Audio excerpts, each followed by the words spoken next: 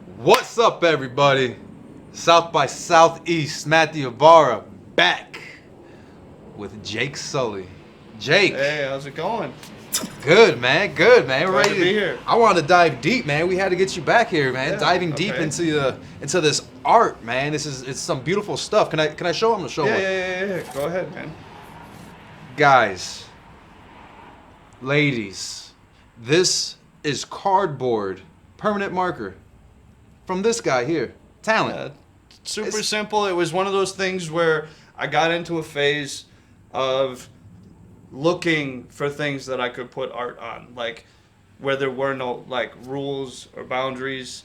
You could face it any way you want, man. I'm like, That's totally up for you.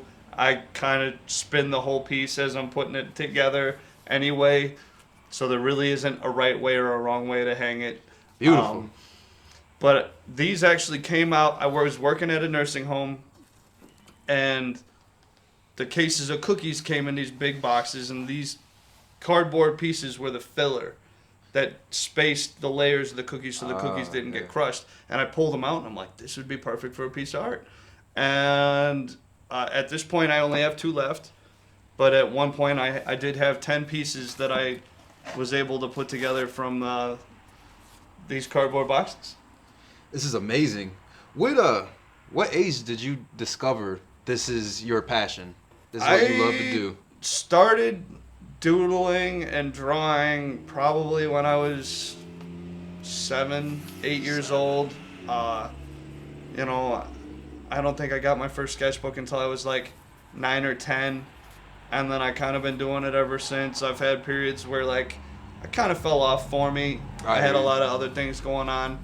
But recently, my whole design, my whole style has kind of taken that next evolutionary step. I mean, if you look through my collection of works, that it started one place, and slowly but surely you could see it lead to where I am now, where I'm doing a lot of spray paint base coat backgrounds and paint marker line designs, kind of a graffiti-esque thing. I know a lot of people say my work looks like Keith Haring's work.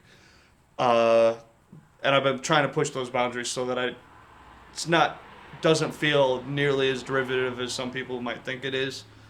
However, I think I stand out because like nothing what I'm doing looks exactly like something that he had done. So, but yeah, and then there's a lot of in-between stuff. Some things are a little bit more technical, design-wise, building stencils as far as taking an image, breaking it down, making it as simple as possible to then build layers so that you get that image and you know what it is at the end of the day. Other than that, I'm been a real big fan of the way that I do spray paint my backgrounds. I've just started experimenting with some pull-aways, doing some rubs with some plastic bags and some paper and some other things. Something I love doing. It eats up a lot of my free time, which is great.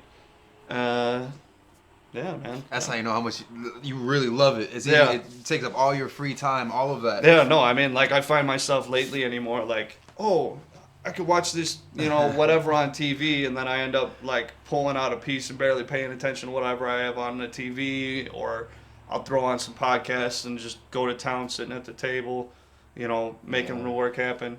Where do you get your inspiration from to do incredible pieces like this? Initially, it was watching other people do things in art. Like, I've had this ability to, like, see somebody do something. Like, back in the day, it was like 5th grade. I'm watching this kid draw these alien spaceships, and I saw what he was doing. I took what he was doing, and then I made it different, and then I adopted it, and then I changed it to how I am as an artist.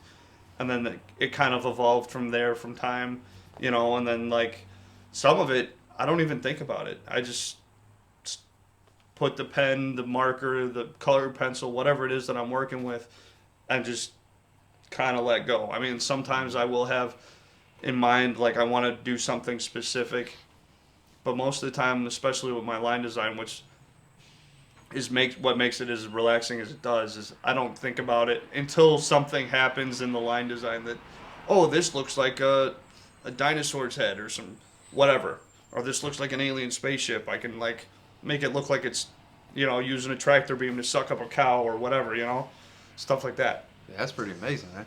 When you're getting down and you're in it, say if you had a stressful day, just whatever's going on, you have a stressful day. Do you find drawing, painting, doing everything that you do, does it alleviate the stress? Do you become It does. happy? Or... I mean, and like sometimes you can see more of what kind of a mood I'm in my work, but a lot of the time it's just that release. Everything else kind of just turns off. I'm not paying attention to anything else really except for whatever I'm listening to, and right.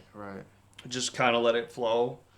And then like, you get to the end or you get close to the end. I mean, I've had projects that don't work out, where there's something that I do and some of it is, okay, like I can recover from this. Like I'll take and I'll go over something or I'll change something or I'll add a shape and fill some spaces in to hide whatever it was that I didn't like, and then it becomes something else. The other day I was working on a piece and the paint marker kind of just exploded and left this big pile of paint in the middle of the piece, and I had to take and like use the paint marker to like draw the paint out from that spot, and it turned into something that I never would have expected to happen.